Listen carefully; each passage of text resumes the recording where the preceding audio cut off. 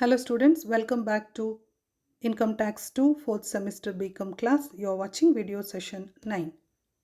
And in this video, we will continue solving problem under capital gain. Students, we are in problem number 12. Let me read the problem. Shankar purchased 3000 equity shares of Sagar Company Limited, the face value of which was 100 per share in March 1995. Andre equity shares 3000 equity shares ಅನ್ನು 100 per share ಅಲ್ಲಿ 1995 ಅಲ್ಲಿ purchase ಮಾಡಿದ್ದಾರೆ. So ನಮ್ಮ base period 2001 index ಏನಾಗುತ್ತೆ 100 ಆಗುತ್ತೆ. ಇದು ನಮ್ಮ cost of acquisition and financial asset ಆಗಿರೋದ್ರಿಂದ ಮೋರ್ ದೆನ್ 12 ಮಂತ್ಸ್ ಇದ್ದರೆ we will consider this as long term and we do the indexing. ಇದು purchase price 3000 into 100 purchase price ಅಂದರೆ ಕಾಸ್ಟ್ ಆಫ್ ಎಕ್ವಿಸಿಷನ್ ಇಂಡೆಕ್ಸ್ ಮಾಡಬೇಕು. Next, on the above shareholding, he received 500 bonus share in April 2001. Bonus share ಅಂದರೆ ನಿಮಗೆ ಗೊತ್ತು, ಇದು free of cost company share ಹೋಲ್ಡರ್ಗೆ ಕೊಡುವಂಥದ್ದು. ಹಾಗಾಗಿ ಇಲ್ಲಿ ಕಾಸ್ಟ್ ಆಫ್ ಎಕ್ವಿಸಿಷನ್ ಬರೋದಿಲ್ಲ. Cost of acquisition nil. Cost of acquisition is nil ಆಗಿರೋದ್ರಿಂದ ನಮಗೆ ಇಂಡೆಕ್ಸಿಂಗ್ ಮಾಡುವ ಅಗತ್ಯನೇ ಬರೋದಿಲ್ಲ. ಬರೀ ಸೆಲ್ಲಿಂಗ್ ಪ್ರೈಸ್ ಮಾತ್ರ ತೊಗೊಳ್ತೀವಿ. ಏನಿದೆ ನೆಕ್ಸ್ಟ್ ಪ್ರಾಬ್ಲಮಲ್ಲಿ ಕಂಟಿನ್ಯೂ ಆಗಿದೆ ಸೆಲ್ಲಿಂಗ್ ಪ್ರೈಸ್, ಅದನ್ನು ತೊಗೊಳ್ಳೋಣ. But we will not take any cost of acquisition for this because bonus ಶೇರಿಗೆ ಪರ್ಚೇಸ್ ಪ್ರೈಸ್ ಇರೋದಿಲ್ಲ. ಅದು ಫ್ರೀಯಾಗಿ ಕಂಪನಿ ಶೇರ್ ಹೋಲ್ಡರ್ಗೆ ಇಶ್ಯೂ ಮಾಡಿರುವಂಥದ್ದು. Next, in June 2019 the company issued him 100 right shares at the rate of 75 per share. ಅಂದರೆ cost of acquisition of right share ಎಷ್ಟು 100 ಶೇರನ್ನ 75 per share ಅವನಿಗೆ ಕಂಪನಿ ಇಶ್ಯೂ ಮಾಡಿದೆ. So 100 into 75 cost of acquisition of right share 2019 ಆಗಿರೋದ್ರಿಂದ ಇದು short term capital gain ಆಗುತ್ತೆ. So ನೀವು ಗಮನಿಸಿ ಸರಿಯಾಗಿ, ಇಲ್ಲಿ 3 ಟೈಪ್ ಆಫ್ ಶೇರ್ಸ್ ಇದೆ. ಒಂದು ಇಕ್ವಿಟಿ ಶೇರ್ 3000 ಇಕ್ವಿಟಿ ಶೇರನ್ನು 100 per share cost of purchase. Bonus share 500 shares but cost of acquisition nil. Right shares 100 shares into 75 cost of acquisition. Equity ಶೇರ್ಗೆ index ಮಾಡಬೇಕು, ಬೋನಸ್ ಶೇರ್ಗೆ ಇಂಡೆಕ್ಸ್ ಮಾಡೋಕ್ಕೆ ಏನು ಇಲ್ಲ ಅಲ್ಲಿ. But right share short term ಆಗಿರೋದ್ರಿಂದ ಅದಕ್ಕೆ ನಾವು ಯಾವುದೇ ಇಂಡೆಕ್ಸೇಷನನ್ನು ಮಾಡೋದಿಲ್ಲ. ನೆಕ್ಸ್ಟ್, ಸೆಲ್ಲಿಂಗ್ ಬಗ್ಗೆ ಕೊಟ್ಟಿದ್ದಾರೆ. ಹಿ sold the above shares on 30th November 2019 at 600 per share. 600 per share ಅಂತ ಹೇಳಿದ್ರೆ ಪ್ರತಿ ಶೇರ್ ಟೈಪ್ ಏನಿದೆ ಅದನ್ನು ಸಪ್ರೇಟಾಗಿ ನಾವು ಸೆಲ್ಲಿಂಗ್ ಪ್ರೈಸ್ ಕಂಡುಹಿಡಬೇಕು. ಉದಾಹರಣೆಗೆ 3000 into 600 selling consideration of equity share. Bonus ಶೇರ್ನ ಸೆಲ್ಲಿಂಗ್ ಪ್ರೈಸ್ 500 ಇಂಟು 600. ರೈಟ್ ಶೇರ್ನ selling price 100 into 600. Number of shares into selling price per share ಕೊಟ್ಟಿದ್ದಾರಲ್ವ, ಅದನ್ನು ಮಲ್ಟಿಪ್ಲಿಕೇಶನ್ ಮಾಡಿದ್ರೆ ನಮಗೆ ಸೇಲ್ ವ್ಯಾಲ್ಯೂ ಎಷ್ಟು ಅಂತ ಗೊತ್ತಾಗುತ್ತೆ. And incurred 0.5% brokerage on sales ಅಂತ ಕೊಟ್ಟಿದ್ದಾರೆ. ಇದು ಸೆಲ್ಲಿಂಗ್ ಎಕ್ಸ್ಪೆನ್ಸ್. ಪ್ರತಿ ಟೈಪ್ ಆಫ್ ಶೇರಿಗೂ ಸೆಲ್ಲಿಂಗ್ ಎಕ್ಸ್ಪೆನ್ಸನ್ನು ಸಪ್ರೇಟಾಗಿ ಕ್ಯಾಲ್ಕುಲೇಟ್ ಮಾಡಬೇಕು. ಸೇಲ್ ಮಾಡಿ ಏನು ವ್ಯಾಲ್ಯೂ ಬಂದಿದೆಯೋ ಅದ್ರ ಮೇಲೆ 0.5% ಬ್ರೋಕರೇಜನ್ನು ನಾವು ಕಂಪ್ಯೂಟ್ ಮಾಡಿ ಸೆಲ್ಲಿಂಗ್ ಪ್ರೈಸಿಂದ ಅದನ್ನು ಮೈನಸ್ ಮಾಡಬೇಕು. ಹೇಗೆ ಕಾಸ್ಟ್ ಆಫ್ ಎಕ್ವಿಸಿಷನ್ ಮೈನಸ್ ಮಾಡ್ತೀವಿ ಆಗ 0.5% ಬ್ರೋಕರೇಜನ್ನು ಕೂಡ ನಾವು ಡಿಡಕ್ಟ್ ಮಾಡಿ ಬಾಕಿ ಇರೋದನ್ನು ಟ್ಯಾಕ್ಸೆಬಲ್ ಅಂತ ಬರೀತೇವೆ.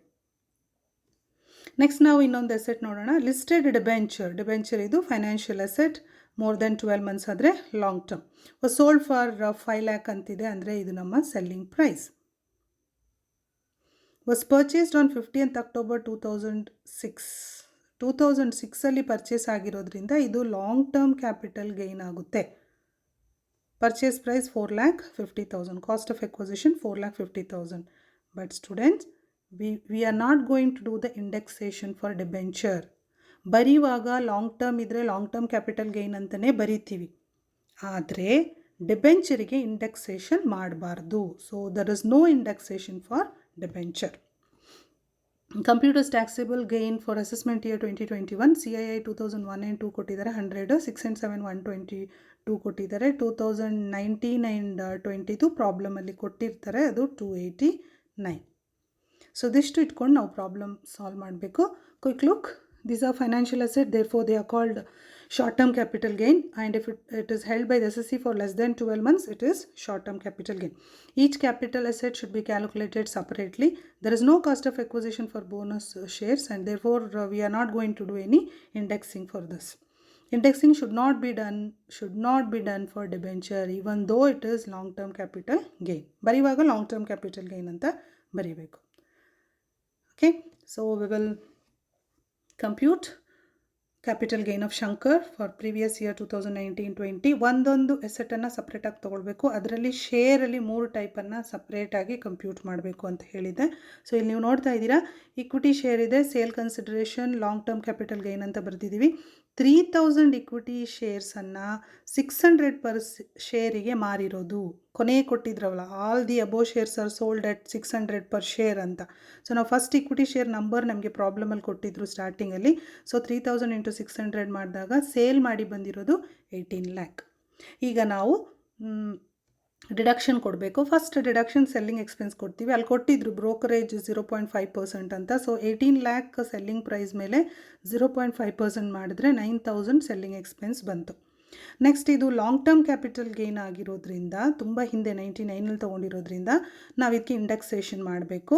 99 ಆಗಿರೋದ್ರಿಂದ ನಮಗೆ CII year of purchase base period 2001 and 2 100 ಆಗುತ್ತೆ. Formula same, COA divided by CII year of purchase into CII year of sales. ಈಗ ಪರ್ಚೇಸ್ ಪ್ರೈಸ್ ನಾವು ಬರಿಬೇಕಲ್ವಾ, ಇಲ್ಲಿ cost of acquisition purchase price ಬರಿಬೇಕು. ಲೆಕ್ಕದಲ್ಲಿ ಏನು ಕೊಟ್ಟಿದ್ರು, 3000 equity shares of 100 per share face value ಅಂತ ಕೊಟ್ಟಿದ್ರು ಅಲ್ವಾ. ಪ್ರತಿ ಶೇರ್ನ ಫೇಸ್ ವ್ಯಾಲ್ಯೂ 100ಅಲ್ಲಿ ಅವ್ನು ಪರ್ಚೇಸ್ ಮಾಡ್ದ ಅಂತ ಕೊಟ್ಟಿದ್ರು. Number of equity shares 3000 shares into 100ಅಲ್ಲಿ ಅವ್ನು ಪರ್ಚೇಸ್ ಮಾಡಿರೋದ್ರಿಂದ 3 lakh ಏನಿದೆ ಅದು purchase price, cost of acquisition. ಈ ಕಾಸ್ಟ್ ಆಫ್ ಎಕ್ವಸಿಷನ್ಗೆ ನಾವೀಗ ಇಂಡೆಕ್ಸ್ ಮಾಡ್ತಾ ಇದ್ದೀವಿ. 3 lakh ಡಿವೈಡೆಡ್ ಬೈ 100 ಇಂಟು 289 ಮಾಡಿದಾಗ 8,67,000 ಬಂತು. ಸೊ ಇದೆರಡನ್ನು ಆ್ಯಡ್ ಮಾಡಿಕೊಂಡು total deduction 8,76,000, selling price 18 lakh ಇಂದ ಇದನ್ನು ಮೈನಸ್ ಮಾಡಿದ್ರೆ ಲಾಂಗ್ ಟರ್ಮ್ ಕ್ಯಾಪಿಟಲ್ಗೆ 9,24,000 ಬಂತು. ಯಾವುದರಲ್ಲಿ? ಈಕ್ವಿಟಿ ಶೇರ್ಸ್ ಒಂದರಲ್ಲಿ 9,24,000 ಅವನಿಗೆ ಲಾಂಗ್ ಟರ್ಮ್ ಕ್ಯಾಪಿಟಲ್ ಗೈನ್ ಬಂದಿದೆ. ಈಗ ನೆಕ್ಸ್ಟ್ ಶೇರ್ ಇತ್ತಲ್ವ, ಬೋನಸ್ ಶೇರ್, ಅದನ್ನು ಬರೆಯೋಣ. ಸೇಲ್ ಮಾಡಿರೋದು ಎಲ್ಲ ಶೇರ್ನು 600 per share. Bonus share issued by the company 500 ಅಂತ ಕೊಟ್ಟಿದ್ರು. ನಂಬರ್ ಇದು, number of shares 500 into 600 per share ಅವ್ನು ಮಾರಿರೋದ್ರಿಂದ ನಾವು ಅದನ್ನು ಕಂಪ್ಯೂಟ್ ಮಾಡಿದ್ರೆ ಮಲ್ಟಿಪ್ಲಿಕೇಶನ್ ನಮಗೆ selling value 3 lakh, selling price 3 lakh ಬರುತ್ತೆ.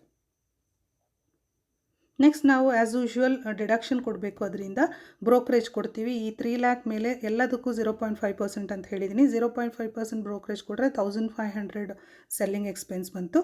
ನೆಕ್ಸ್ಟ್ ಕಾಸ್ಟ್ ಆಫ್ ಎಕ್ವಸಿಷನ್ ಮಾಮೂಲು ಬರೀತೀವಲ್ಲ, ಬರೆಯೋಣ. ಆದರೆ ಕಾಸ್ಟ್ ಆಫ್ ಎಕ್ವಸಿಷನ್ ಬೋನಸ್ ಶೇರಿಗೆ ನಿಲ್, ಯಾಕಂದರೆ ಇದು ಅವನಿಗೆ ಫ್ರೀಯಾಗಿ ಬಂದಿರೋದು, ಅವ್ನು ಪರ್ಚೇಸ್ ಮಾಡಿಲ್ಲ. ಇದು ಕಂಪನಿ ಅವನಿಗೆ ಫ್ರೀಯಾಗಿ ಇಶ್ಯೂ ಮಾಡಿರೋದ್ರಿಂದ ಅವ್ನು ಏನು ಕಾಸ್ಟ್ ಇನ್ಕರ್ ಮಾಡಿಲ್ಲ.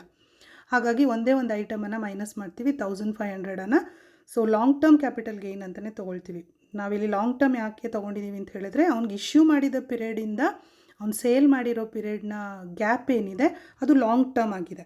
ಮೋರ್ ದೆನ್ 12 months ಆಗಿರೋದ್ರಿಂದ ಲಾಂಗ್ ಟರ್ಮ್ ಅಂತಲೇ ನಾವು ಟ್ರೀಟ್ ಮಾಡ್ತೀವಿ. ಆದರೆ ಇಲ್ಲಿ ಇಂಡೆಕ್ಸ್ ಮಾಡಲ್ಲ, ಏನು ಬರೆಯಲ್ಲ, ಕಾಸ್ಟ್ ಆಫ್ ಎಕ್ವಸಿಷನ್ ನಿಲ್ ಅಂತ ಬರಿತೀವಿ. ಆದರೆ ಪಿರಿಯಡನ್ನು ನೋಡಿಕೊಂಡು ಲಾಂಗ್ ಟರ್ಮ್ ಅಂತ ಇದರಲ್ಲಿ ಬರ್ತಿದ್ದೀವಿ. So 2,98,500 long term capital gain ಆಯಿತು. Next type of share right share ಇದೆ.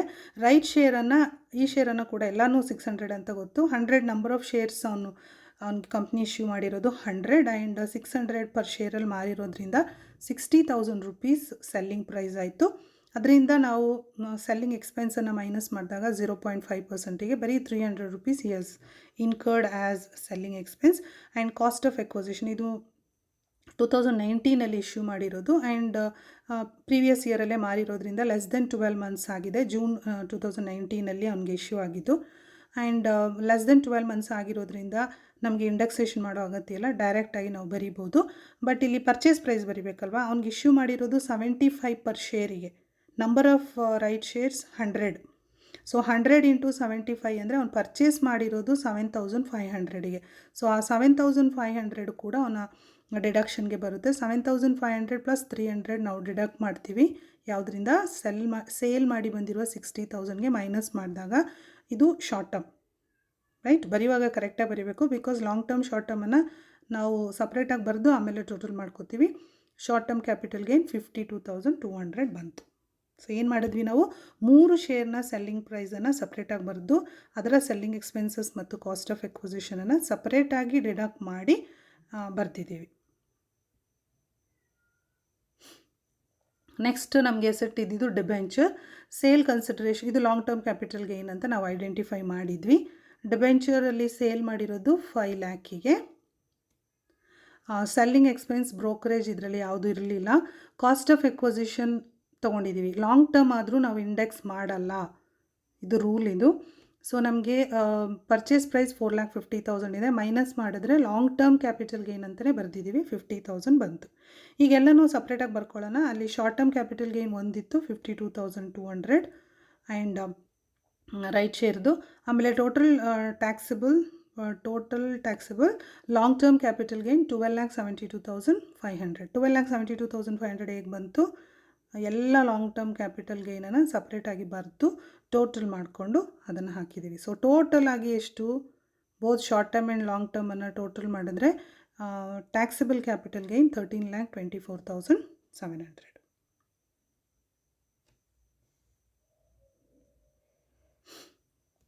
ಸೊ ಪ್ರಾಬ್ಲಮ್ ಅರ್ಥ ಆಗಿದೆ ಅಂತ ಅಂದ್ಕೋತೀನಿ. So will go to the problem number 13. ಇದನ್ನು ನೀವೇ ಸಾಲ್ವ್ ಮಾಡಬೇಕು ಅಂತ ಹೇಳಿದ್ದೀನಿ ನೋಡಿ. ಅಲ್ಲಿ solve the problem yourself ಅಂತ ಹೇಳಿದ್ದೀನಿ. ಎಕ್ಸ್ಪ್ಲನೇಷನ್ ಕೊಡ್ತೀನಿ ಹೇಗೆ ಸಾಲ್ವ್ ಮಾಡೋದು ಅಂತ. ಹಿಂಟ್ ತೊಗೊಂಡು you have to solve it in your notes. So Chandra sold the following assets, computers taxable capital gain ಅಂತ. Agriculture land in Mysuru was sold for 5 lakh. Mysuru ಅಂದರೆ urban area. So we will compute the tax for this. It was purchased in 2008 and 9 for 1,50,000. So ಇದು selling price ಆಗುತ್ತೆ and ಇದು cost of acquisition ಆಗುತ್ತೆ. Immovable property more than 24 months ಆದರೆ long term capital gain. So indexation ಮಾಡಬೇಕು. Urban area ಆಗಿರೋದ್ರಿಂದ compute ಮಾಡ್ತೀವಿ. Personal car ಅಂತ ನೋಡಿದ ತಕ್ಷಣ ಇದು ಬೇಡ ನಮಗೆ ಲೆಕ್ಕ, because it is not capital asset. So ಬೇರೆ ಡಿಟೇಲ್ ನೋಡೋದೇ ಬೇಡ. We are not going to compute capital gain for this. Next jewellery ಇದೆ. ಜ್ಯುವೆಲ್ಲರಿ ಸೋಲ್ಡ್ ಫಾರ್ 29 lakh, ಅಂದರೆ ಇದು ನಮ್ಮ selling price. Was purchased on 15th October 1992, ಅಂದರೆ long term capital gain ಆಯಿತು for 1,20,000. Before 2001 ಆಗಿರೋದ್ರಿಂದ ಫೇರ್ ಮಾರ್ಕೆಟ್ ವ್ಯಾಲ್ಯೂ ಅನ್ನು 1/4/2001 ಕೊಟ್ಟಿದ್ದಾರೆ, 9,50,000 ಅಂತ. ಸೊ ಈ ಥರ ಇದ್ದಾಗ ನಿಮ್ಗೆ ಗೊತ್ತು, purchase price or fair market ವ್ಯಾಲ್ಯೂಯಲ್ಲಿ ವಿಚ್ ಎವರ್ ಇಸ್ ಹೈಯನ್ನು ಕಾಸ್ಟ್ ಆಫ್ ಎಕ್ವಿಸಿಷನ್ ಅಂತ ತೊಗೊಂಡು ಇಂಡೆಕ್ಸ್ ಮಾಡಬೇಕು. ಆಫೀಸ್ ಫರ್ನಿಚರ್ ಗಮನಿಸಿ, ಇದು ಹೌಸ್ ಹೋಲ್ಡ್ ಅಲ್ಲ, ಆಫೀಸ್ ಫರ್ನಿಚರ್ ಆಗಿರೋದ್ರಿಂದ ನಾವು ಕಂಪ್ಯೂಟ್ ಮಾಡಬೇಕು ಟ್ಯಾಕ್ಸ್ನ. ಕ್ಯಾಪಿಟಲ್ ಗೇನ್ ಕಂಡುಹಿಡಿಬೇಕು. ಆಫೀಸ್ ಫರ್ನಿಚರ್ ಸೋಲ್ಡ್ ಫಾರ್ 5,000 ಅಂದರೆ selling price. Purchased in December 2013 for 20,000. Written down value as on 1/4/2019 6,000 ಅಂತ ಕೊಟ್ಟಿದ್ದಾರೆ. ಇದು ಡಿಪ್ರಿಸಿಯೇಬಲ್ ಅಸೆಟ್ ಆಗಿರೋದ್ರಿಂದ ನಾವು ಕಾಸ್ಟ್ ಆಫ್ ಪರ್ಚೇಸನ್ನು ತೊಗೊಳ್ಬಾರ್ದು, ನಾವು ರಿಟರ್ನ್ ಡೌನ್ ವ್ಯಾಲ್ಯೂವನ್ನು ತೊಗೊಳ್ಬೇಕು. ಸೊ ಸೆಲ್ಲಿಂಗ್ ಪ್ರೈಸಿಂದ ನಾವು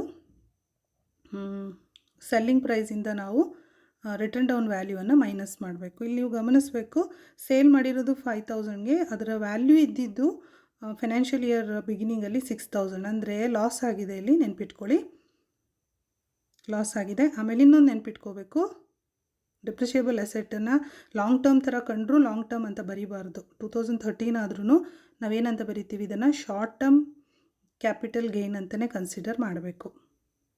ಸೆಲ್ಲಿಂಗ್ ಪ್ರೈಸಿಂದ ರಿಟರ್ನ್ ಡೌನ್ ವ್ಯಾಲ್ಯೂನ ಮೈನಸ್ ಮಾಡಿ, ಇದು ಶಾರ್ಟ್ ಟರ್ಮ್ ಕ್ಯಾಪಿಟಲ್ ಲಾಸ್ ಅಲ್ವಾ, ಗೇನ್ ಇಲ್ಲ ಇದರಲ್ಲಿ, ಶಾರ್ಟ್ ಟರ್ಮ್ ಕ್ಯಾಪಿಟಲ್ ಲಾಸ್ ಅಂತ ನೀವು ಬರಿಬೇಕು. Next debenture sold for 50,000 was purchased on 15th October 2016 for 45,000 ಅಂತ ಕೊಟ್ಟಿದ್ದಾರೆ.